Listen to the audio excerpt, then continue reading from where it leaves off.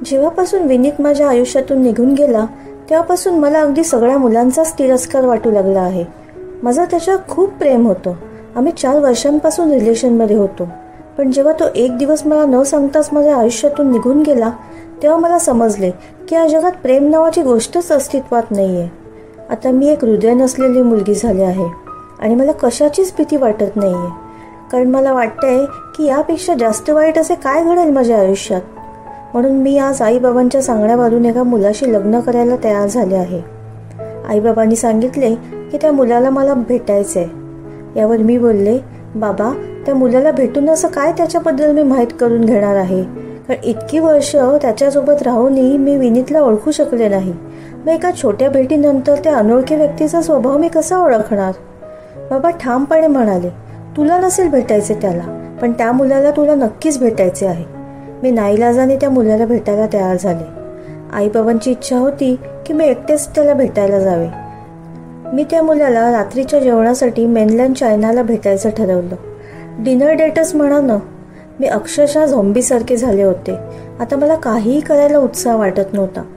माझ्या हातात जे कपडे आले ते मी घातले आणि मेनलँड चायनाला जाऊन पोचले. पाहिलं तर तो आधीच माझी वाट पाहत बसला होता. मला पाहताच तो माझ्याकडे आला आणि माझे नाव विचारले. मी नाव सांगताच तो मला कोपऱ्यातल्या एका टेबलवर घेऊन गेला. रेस्टॉरंटचा ॲम्बियन्स खूप छान होता. मंद असे रोमॅन्टिक म्युझिक चालू होते. मी त्याच्यासमोर जाऊन बसले. त्याच्या डोळ्यात चमक आली होती. पण ही चमक मला माहिती आहे. प्रत्येक मुलगा ही चमक पहिल्या भेटीत दाखवतो, पण नंतर त्याचे प्रेम थंड पडत जाते. विनीत मला सोडून गेला, पण आयुष्याचा एक मोठा धडा शिकून गेला. माझा पडलेला चेहरा पाहून त्या मुलाने मला विचारले, काय झाले सोनाली, सर्व ठीक आहे ना. मी त्याला उत्तर दिले, माझी तब्येत थोडी खराब आहे. मग तो म्हणाला, अरे मग आज मला भेटायला का आलीस, आपण पुन्हा कधीतरी भेटलो असतो. त्याच्या डोळ्यात खरेपणा होता. तो एक डिसेंट मुलगा वाटत होता, पण मला त्याच्यावर विश्वास ठेवायचाच नव्हता. कारण मला माहीत होते की मुलं सरड्याप्रमाणे किती लवकर रंग बदलतात ते. मी त्याला म्हणाले, नाही आता मी ठीक आहे, काही प्रॉब्लेम नाही आहे. त्यांनी माझ्या आवडीच्या चायनीज डिशेस ऑर्डर केल्या. जेवत असताना माझ्या लक्षात आले की मी अद्याप त्याचे नावच विचारले नाही आहे. मी त्याला म्हणाले, सॉरी मी हा प्रश्न आता विचारते, पण तुझे नाव काय. विनीत, त्यांनी जेवता जेवता उत्तर दिले. त्याचे नाव ऐकून माझे टाळकेच सटकले. हेच ते नाव होते जे मला पुन्हा कधी ऐकायचे नव्हते.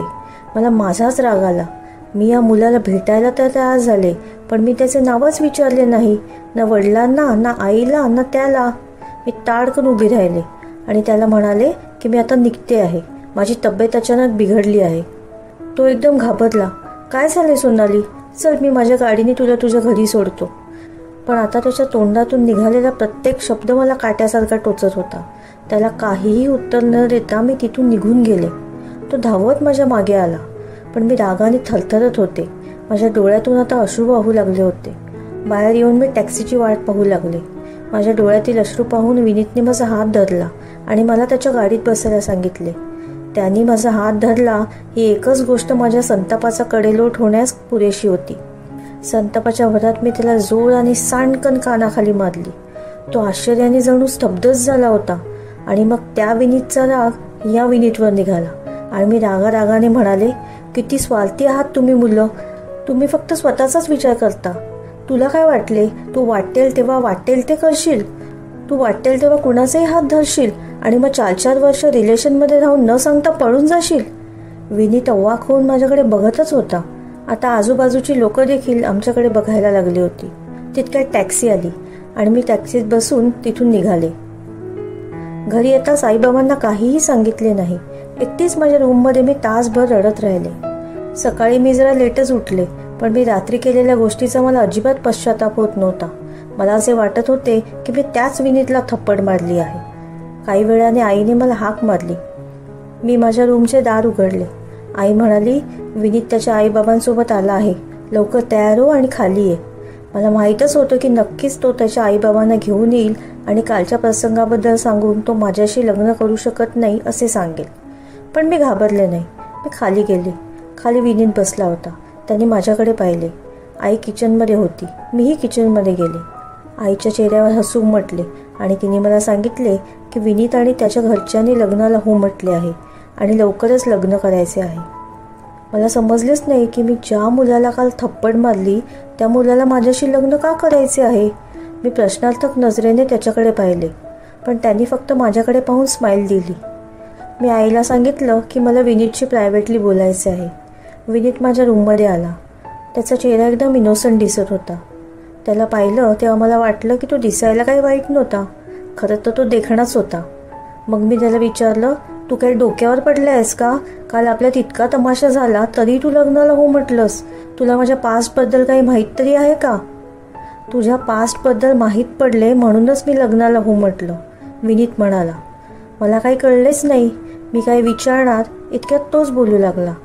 काल रात्री तू रागात एकदम आंधळी झाली होतीस. तुझ्या कालच्या एकंदरीत वागणुकीवरूनच मला कळलं की तू वड्याचं तेल वांग्यावर काढत आहेस.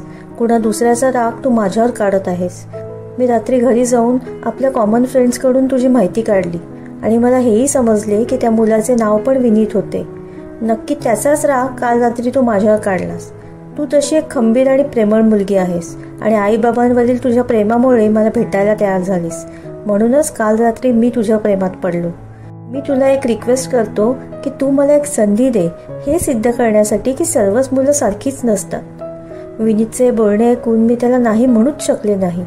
मी लग्नाला होकार दिला. विनीतच्या माझ्यावरील विश्वासामुळे माझ्यातलं प्रेम पुन्हा जागे झाले आणि आता माझ्या लक्षात आले आहे की प्रेम अजूनही अस्तित्वात आहे.